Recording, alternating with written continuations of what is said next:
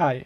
While our team works on preparing the release notes article, many of you asking about what have changed in the software. I will show you what have changed in the overview, so I will not go to the details. Let's take a look. The changes are huge. First of all, let's start from the website. First change is hiding the variant, portion size and meal type section.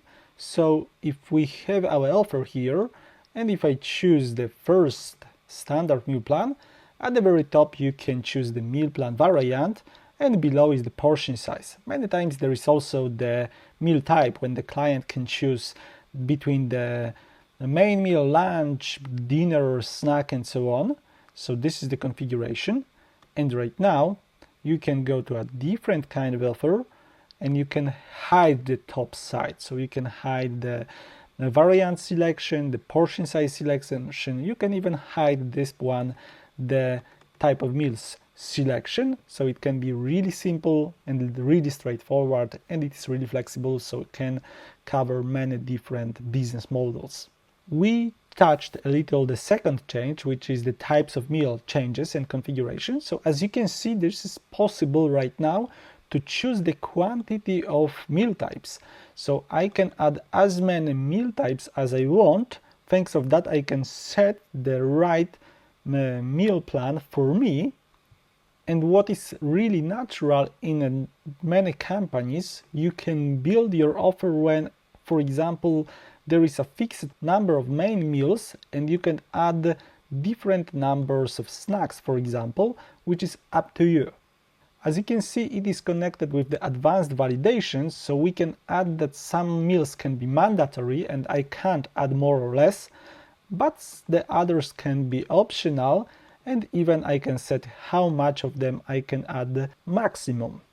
The next change is the total calories. So as you can see, if I am adding a meals, the software shows me how many calories per day I've already chosen, which can help your customers to count their needs. Then there is pricing per meal. So as you can see here, once I am adding additional meals, they are connected with the pricing. So the price can change with the number of meals. You can make the changes in the administration panel. And if we go here to the meal plans, and if I choose the Christmas offer, for example, go here, and in the edit mode, in the order period section, the type of pricing, and there is a new pricing per meal type. So you can choose this one, and you can also set the validation for meal types here in the meal types section. Once you set the pricing and go back, you can edit the prices in the variant details. Then there is a lot of changes in the menu displaying. First of all, you probably noticed the changes on the menu on the left hand side, and it has been rebuilt. But what I mean by the changes in the menu, right now, once you're creating your meal list, the menu, you will be able to choose between one of the three available type of menus. The first one is daily changing, the second one is periodically changing, and the third one is constant or occasional. The daily changing menu is the old one. The periodical changes can be changed every week, for example, and the occasional and constant can be for the occasion, like the Christmas offer, or the constant, like some kind of store when you would like to sell your fixed offer. Let's take a look for the examples. I have here my Christmas offer in this category, so I can add my special meals for the Christmas. For example, there is the information that you need to place an order before December 10th. And I can also have the fixed offer of my bowls, for example, or soups, or main dish, or whatever you would like to sell to your clients. Then the order periods has changed. Now, if we go back to my other demo account, we can see below in the calendar that something's changed here, and there is a little cars. So you can create the delivery periods, and you can see a little cars which shows that the delivery is not daily. So if client will choose 5-day plan, then they will see that delivery is on Monday and Wednesday. Also, the price per delivery will be doubled because you don't deliver daily, so it will be for Monday and first day delivery. If they choose 6-day plan, then it will show like that. The second connected part is the subscription. As you can see, I have highlighted the first week, what means that I will pay for the first week, but then system will automatically renew the order every next week, and it can even charge my credit card if you use the Stripe payment method. And the last one is delivery batches. It is strongly connected with the second part of the menu displaying, so we can configure how to show the menu to our clients. If we go back to our administration panel, setting, features available to customers, then you will see there is a huge changes in the menu section. Right now you can change a lot here. And let's take on the front end. I will show you 3 the most common use cases. The first one is as previously, so you can show all the meal types one after another when the client can choose by checkmark which meals they prefer.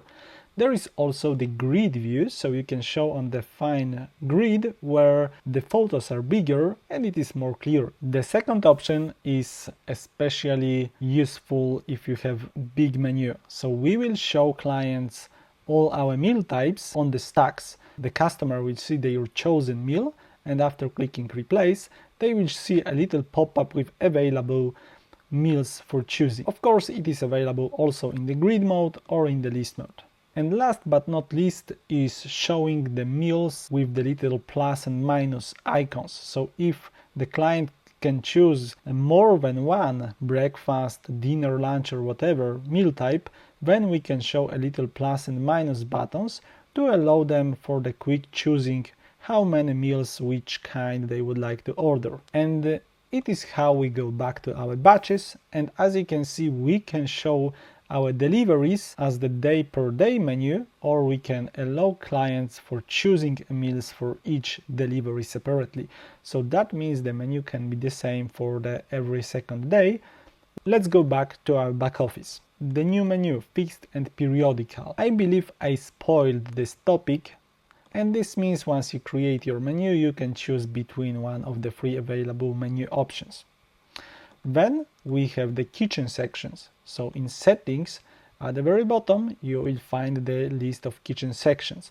That means you can categorize your places in your production. So I like to add, for example, the warehouse section, the pre-kitchen, dirty section, where you will clean your products like the vegetables and fruits. Then I like to add the clean section for fruits and vegetables separately when the teammates will cut and prepare the fruits and vegetables, and the separated section, clean section for the other products like the meats, cans and so on. Then we have the portioning room, the packaging room, the office, and whole kitchen, which is also divided on a different section like meats, salads, savory, soup and sauces, sweets, and the entire kitchen, which is useful, for example, for cleaning reasons. The kitchen sections are strongly connected with the production cycles, which you can find here, and which allow you to organize all the production in your company and divide it to the little task which will be assigned to the right persons or the right kitchen sections. I already recorded the wide video about that and I recommend to watch. The next one is the mobile app for the kitchen, the Android version. I believe once this video is published, mobile app for the kitchen should be already available for downloading. So that means you can download mobile app for the tablet, Android tablet or Android smartphone, and you can show all the reports, all the tasks for your production on the smartphone or the tablet, so you don't need to print daily all the reports. Then we have the deliveries changes. On quick, there is sharing packages between drivers. You ask that sometimes the drivers don't go to the kitchen, they just take the package one after another, so it is possible right now. Then the QR code support, so once the bags are packing in the driver's car, then they can take the driver app and scan QR codes on the packages, and it will show them if it is the right package. So if they will take the package from another route, from another driver, the software will show them, hey guy, it is not the right package, you shouldn't take it. And if it is correct, then the software will mark the status that this package has been already taken by the driver. And the last one here is the automatic meals coding. So we add a really efficient feature of meal coding. You can generate codes automatically, which can help you organize your production, sorting, and packing. And the last part are the mobile changes. So we rebuilt the Android mobile app.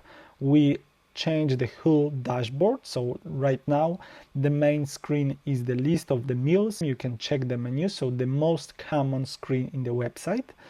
The second change is the order placing. So right now it has been rebuilt and it is aligned with the website order placing. So it will look the same and it will support different flows of ordering. And then we have the order new meal plan tab. So there is a native new ordering possibility. And the last one is subscription support. So if the client will decide to take the subscription with the automatical renew, then they can pause it or they can cancel it from the mobile app, so they can manage the subscription. So it was the overview. As I told, I invite you to the article which should appear quickly, and I hope this video was helpful. If you have any question, you can reach our support team. See you in the next videos. Bye.